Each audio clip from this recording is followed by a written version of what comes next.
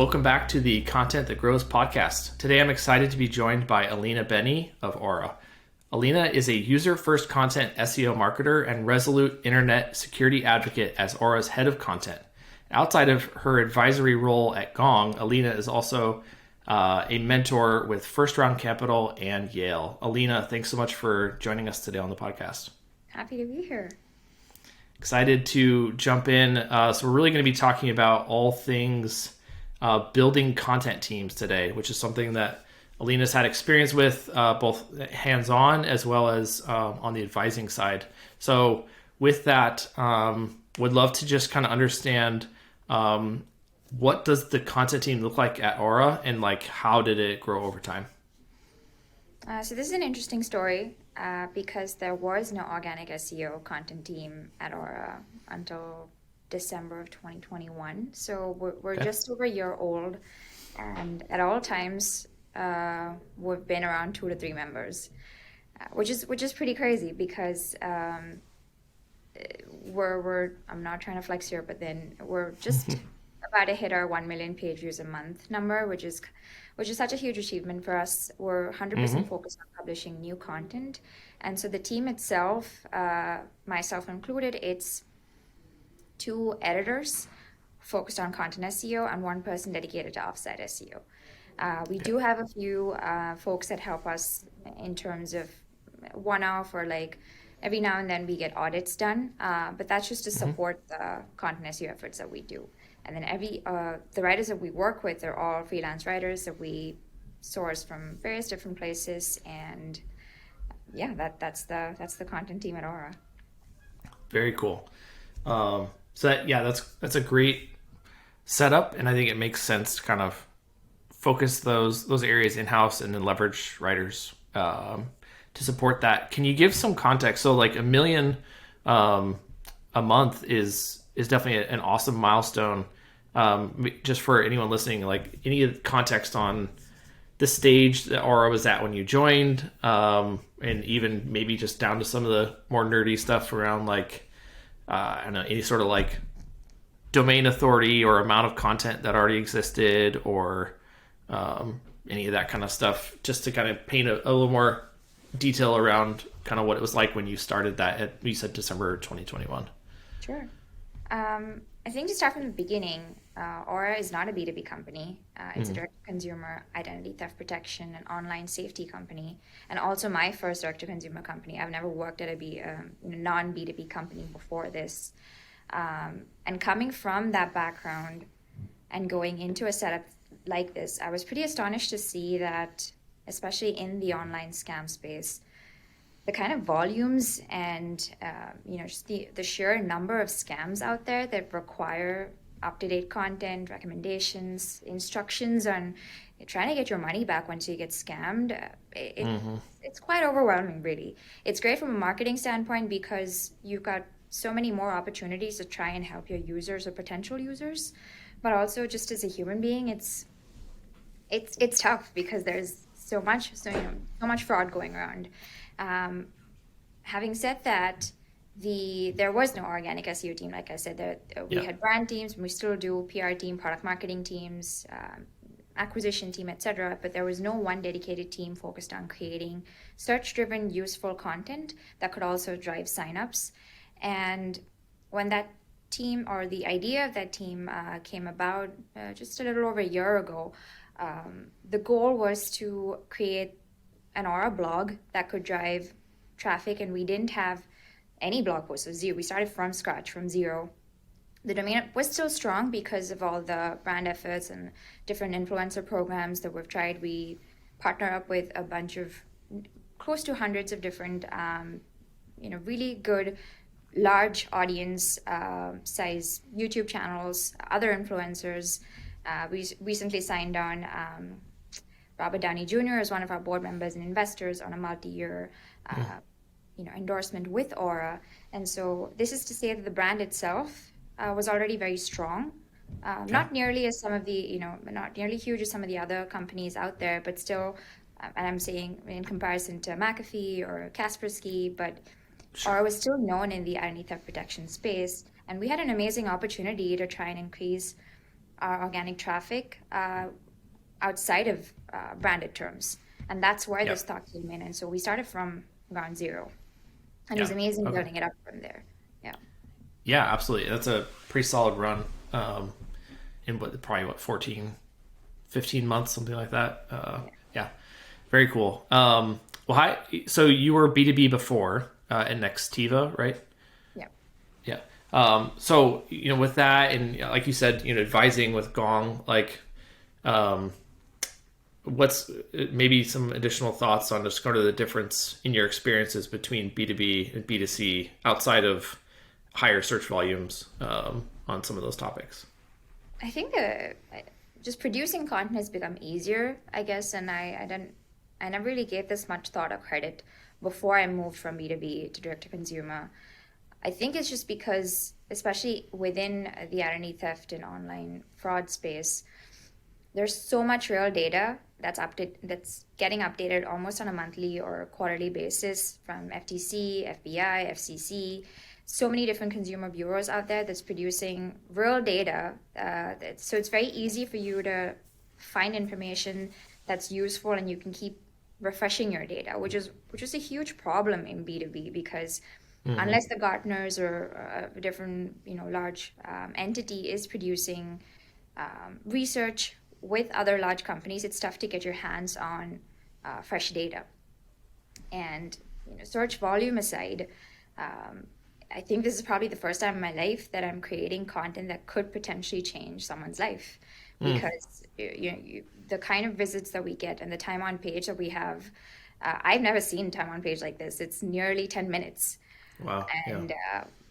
and that's not just on our long content. It hovers around 2,500 words, each of these posts that we publish, and that's not just for the sake of hitting certain keywords or anything. That's just the how much you need to go in depth to talk about describing a Sure. scam, what the symptoms might be, how to look out for warning signs, and what you need to do as next steps if you were scammed, and then how to report it, and then finally viewing in how Aura might help.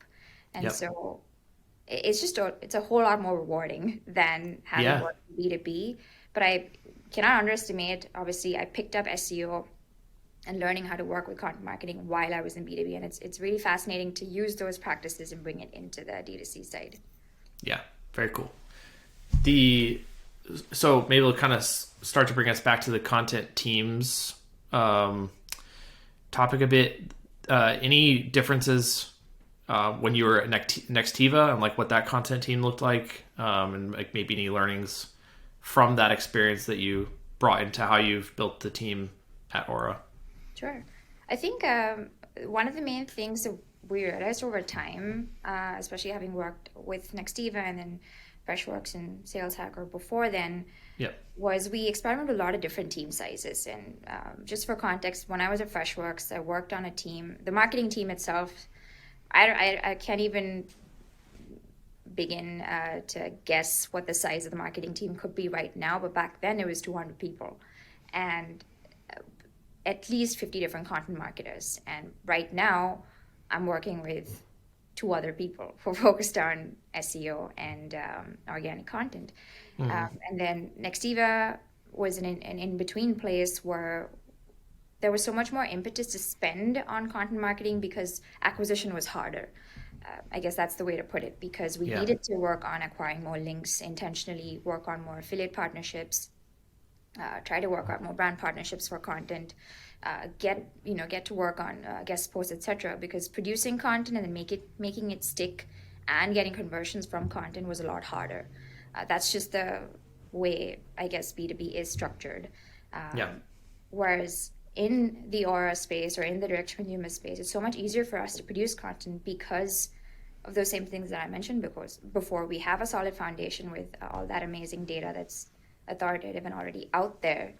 We've already experimented with different team sizes and what they can do. And in Aura's case, it was very easy. And I worked with some of the people that I worked with in the past as well. And so it was easy for us to figure out with all that historical context and say, these are the only two types of people that we need right now, which is two highly effective operators on the content side who are able to get the big picture Mm-hmm. and are able to do everything from target keywords, putting that into context with the product, building out outlines, assigning it to writers, managing feedback, all that fun stuff, getting it into the editorial queue, working with the line editors, getting it into the CMS publishing, Yep. internal linking, promotions, and then offset SEO work. And we didn't, so I guess in our case, the advantage was that we had all these people in the room who already knew what we needed to do and knew exactly the people that needed to get it done, which is why we're able to maintain this lean team size. And that's the difference. It's just, we've all, I guess, my friends from Nextiva that we work together at Aura, and we're just able to bring together just the core operators. Yeah. Yeah. That's great. And I definitely personally align with that a lot, because that's actually very much how we ran it at Sprout. We had one person like yourself that was sort of leading the strategy and figuring out where to focus and just all of that aspect of it. And then we had two folks in-house who were doing very much what you're saying, coordinating with freelancers, doing the research on topics, building outlines, coordinating with publishing, all that stuff. And it worked really well. Yeah, it's a pretty small footprint. I mean, by the time I left, the marketing team was 70, 80 people, and we had 1 million visits a month at a B2B company, and a substantial amount of revenue from that same model of kind of someone leading the strategy, two folks on the team, and then freelancers. So that's awesome. Works. And yeah, and obviously it's grown really, really quickly for you, which is cool. With that, so obviously it's not like a big team that you have like a bunch of layers and all kinds of management, but just still would love to understand anything you've learned about like creating process, or like communication within the team, and maybe it's not even just within the content team, but marketing team in general would be helpful to understand what you've learned. Yeah. Just a little subtext on that is I intentionally aspire to be a senior individual contributor. I don't think I'd make a very good manager at all. And it's great to be in a position where I don't need to manage someone's career or trajectory, but working with different components of the team, whether that's cross-functionally within the company or within my own team with my two other coworkers and partners, or with the tens of freelancers that we work with. So things can get messy really fast if we're not good at keeping tabs on what's been assigned and what's ready, what needs to be moved ahead. How do we communicate these improvements, changes, ongoing work throughout the company, so that we're not just seen as three people who are doing something very new and alien to the company, and there's no historical context on whether or not organic SEO works.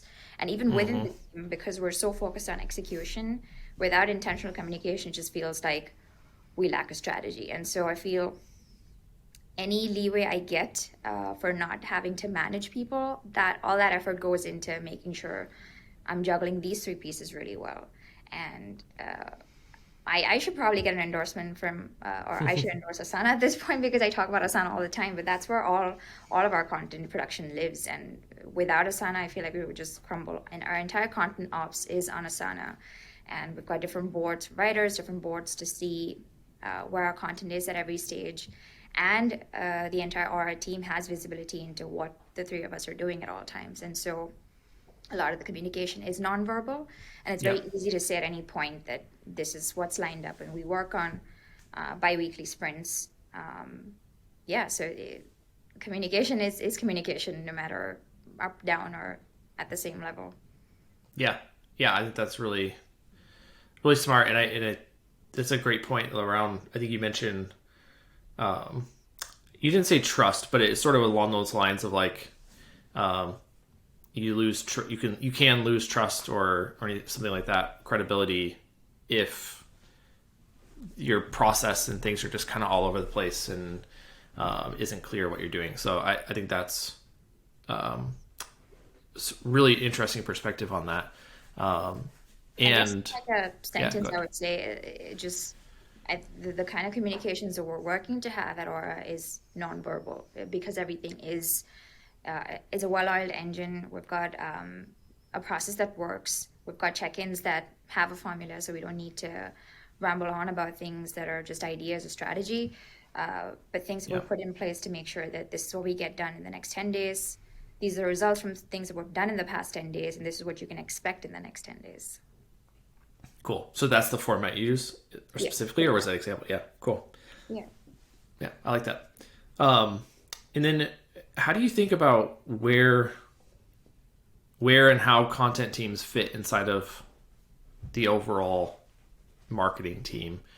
Like, kind of seen all kinds of examples in my experience. So you kind of have like search content is separate from brand content or thought leadership, and then you obviously have things like, well, especially on the B2B side, like product marketing and all kinds of different factors. So I'd just love any of your thoughts on kind of how and where you see content teams fitting in. It's been different with every company that I've worked at, and content served very different purposes.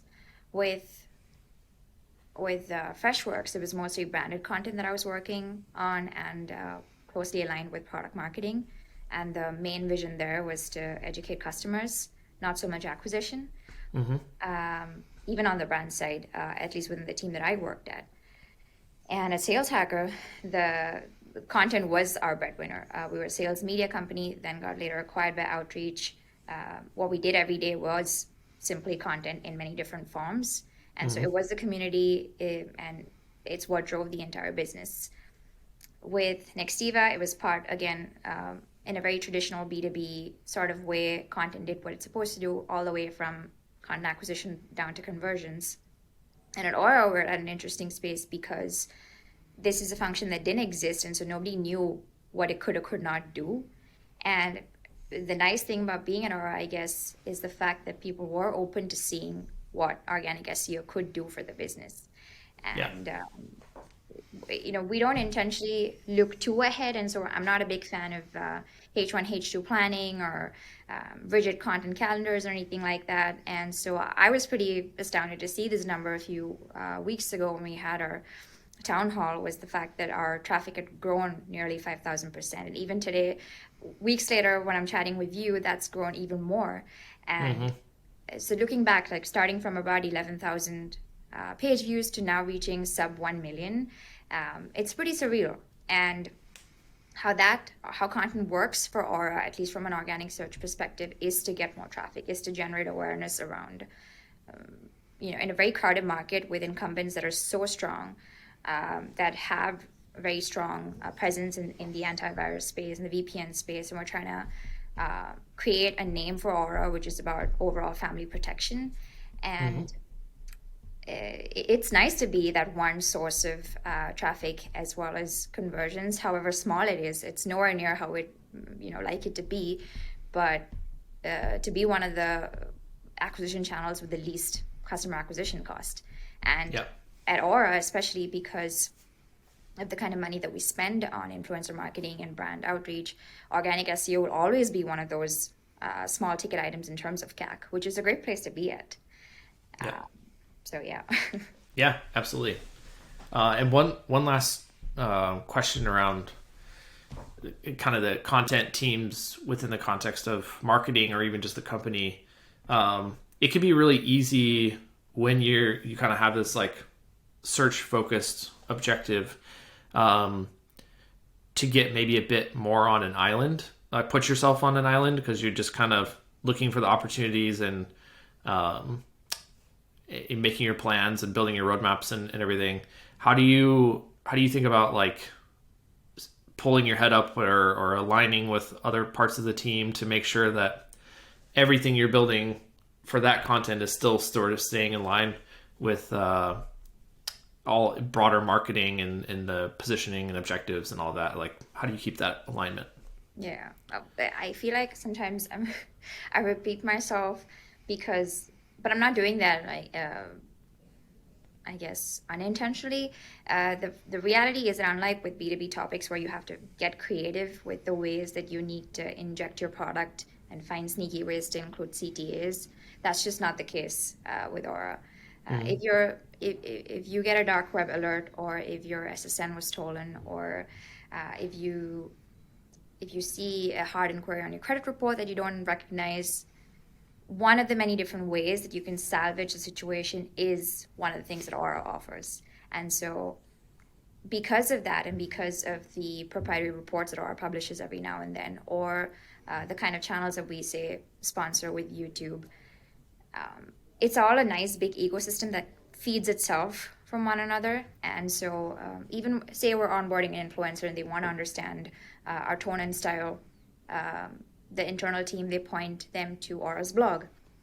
Say we want to work on earned media or backlinks from a large publication, they want proprietary data, and so we point them to, say, the new report that we published about romance scams about a month ago around Valentine's Day.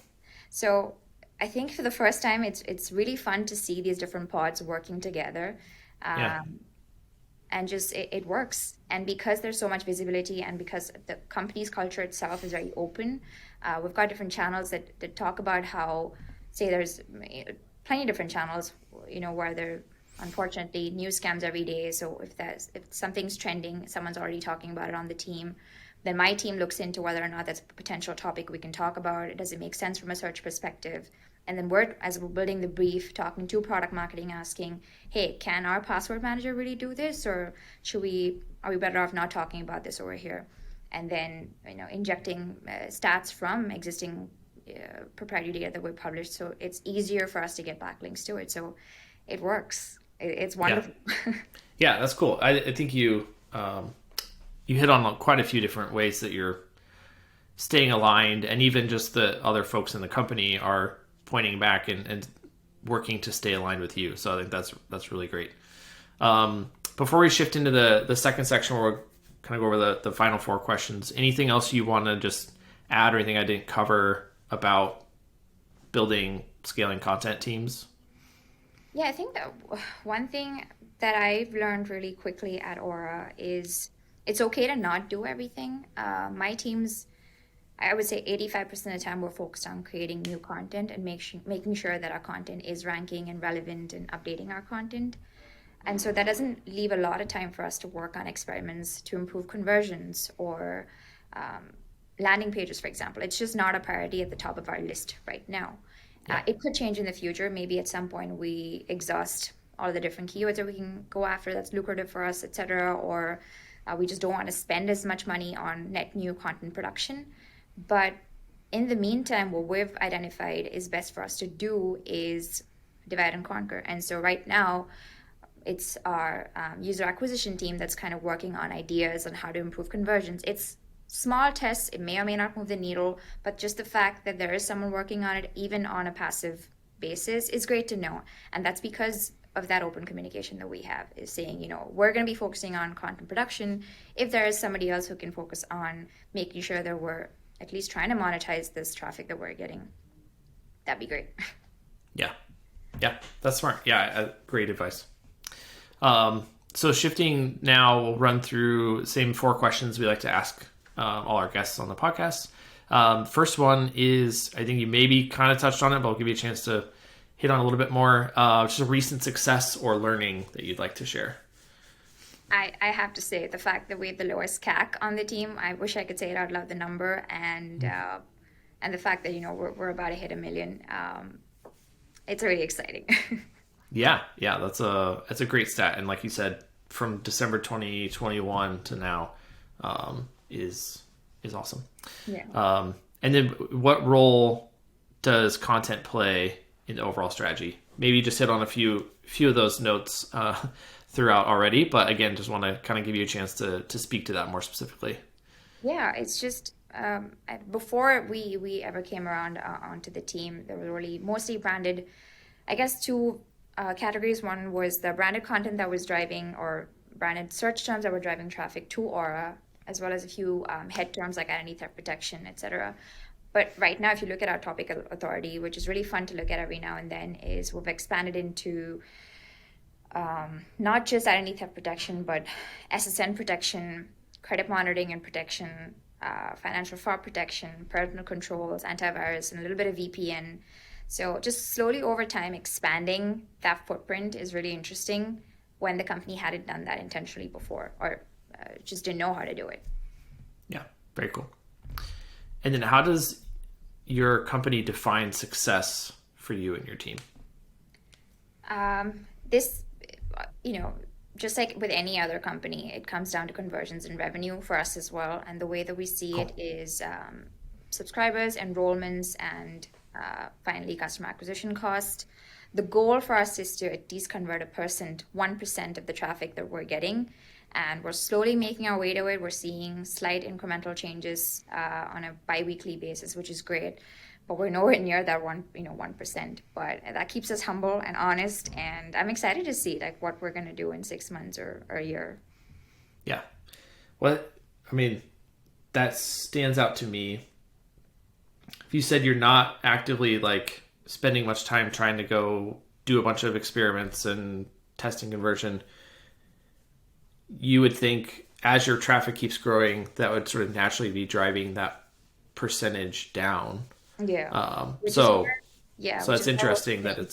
you're getting closer. Yeah. Yeah, which is why we're hoping this collaboration with these other teams who do this every day, from like other parts of the website, they're focused on enrollments and conversion, and they're taking Hmm. lessons from that and trying to see how they can use that with the audience that we have that's focused on education. And Cool. so sometimes it's validating thesis that we already know, which is that a blog reader does not want to pay $12 a month to sign up for identity theft protection just yet. So, what are the in between conversion Right. milestones we can think of? And what's easy among those milestones, what's easy to produce and what's easy to, or like what do we need to slate for next quarter? Things like Yeah. that. So, it helps that there's someone actively thinking about that versus us. It's on our mind, but it's on the back of our mind. Yeah. All right. So I'm going to stay sidetracked for a second before I get to that last of the four questions. Um, with that being the case with that team, are they actually running A/B tests? Given that you have so much traffic that it's possible. Yeah, yeah, they Yeah. are. Cool. Yeah. I mean that's awesome because it's I think the overwhelming majority of companies are not at a place where they have enough traffic Right. to be able to do that. And I've had some experience doing that, and it really kind of unlocks a lot of insight and stuff. So yeah, it just came to mind since you clearly have plenty of traffic to be doing that. So yeah, that's awesome. And then last question is, what's your least favorite marketing conversation happening in social channels right now, and why? At this point, I probably sound like every other person out there, but it's AI. Yeah. People. I open LinkedIn and Twitter, and everyone's talking about how the different 500 different ways you can input prompts to get better results, and I don't know, 1,000 different combinations and permutations of that conversation. And I also see other people talking about how they can use AI for programmatic SEO. And I guess my problem with that is no one's proven whether or not the traffic that you might or the audience you might get from AI content is sustainable and scalable. We just don't have data on that yet. And so Right. it's too early to say whether or not AI is going to kill a bunch of jobs or replace writers or anything like that. I've not actively experimented with it, but at least on the side just to see what it's about, try to use, ChatGPT for a bunch of things. And outside of filling blanks and not a blank page, it can't do much. And right now, that's it irks me. I've muted multiple conversations. I'm waiting for one Bible to come that says, okay, here are the actual proven tested ways, and we've looked at it for 12 months, and here's how you can do it. Yeah. Yeah. I mean, I think I personally get excited with new technology developments and just sort of like all the possibilities. And so I'm very excited about AI and been spending quite a bit of time with it. But similar to you, and funny enough, most guests we've had on, in the last few months, like the AI, it's just the hype cycle and like the overnight experts and all that stuff that just really makes it hard to even try and tune in. And I 100% agree with your point that yes, even if you have this, series of prompts and you can create content and there is still a human element to it and all that, like we just like going all in on that. You may get traffic now, but the question of where does that go? Clearly, Google, within being a primary search engine, has a good understanding of AI on their own. And so does that mean there's a big algorithm update, in 6-9 months that wipes out a bunch of that or whatever? And then the last piece is just, there's still, at the end of the day, the need to have good, like a unique perspective, create something that's meaningful to the user, that they actually spend time reading, like all these other, helpful content aspects to it that are still necessary. Just because an AI can do it doesn't mean that it should. So Yeah. totally agree. I'm excited too, which is why I dabbled with it. But I guess one of the things that I noticed was some of our writers, or just a couple, not a lot, when drafts were coming in, and we have got to a point where we needed to run it through one of those like AI content checkers, and we're seeing content getting flagged. And even before we ran it through those checkers, you're able to see that some of it is sounding robotic and long. And it's not their usual style. And to me, that's very disheartening, because there's opportunity to use AI to make your copy better, but using AI to make your copy worse is just counterintuitive. Yeah. So, you could identify so many different spots that you've probably missed, or finding sources. I mean, again, I went down that rabbit hole. I don't know if you've tested it or not. Tried to find reputed source, and I fed it into the prompt saying, okay, look for sources from FTC or FCC or Identity Theft Protection Center, etc. And ChatGPT returned 4 or 5 different URLs, which were just invented. They were all leading to broken pages. And so I just kind of gave up. And I guess all this is to say that this is still very much work in progress. And I'm excited for at least like all the Google Docs improvements that we're going to see. I haven't really tested out most of them. I'm excited about that, and how they've rolled, GPT-4 into Google's workspace. But yeah, everything else is work in progress, and it'll be fun. Oh yeah. So much to come in the rest of this year and beyond. So totally agree. But before we jump off, would love to let people find you, Aura, and be able to connect in any way. So anything you want to share, how they can connect with you?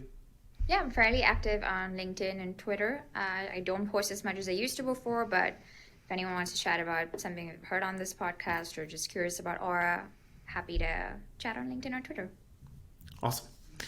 All right. Well, Lina, thanks so much for joining. It was great chatting to you today about all kinds of stuff. Congrats on the growth so far, and look forward to seeing where it goes from here. Thank you for having me. Yeah, thanks. And anything else from here, any prior episodes, please feel free to visit 10speed.io/podcast and like and subscribe on your platform of choice. Thanks, Lina. Thank you.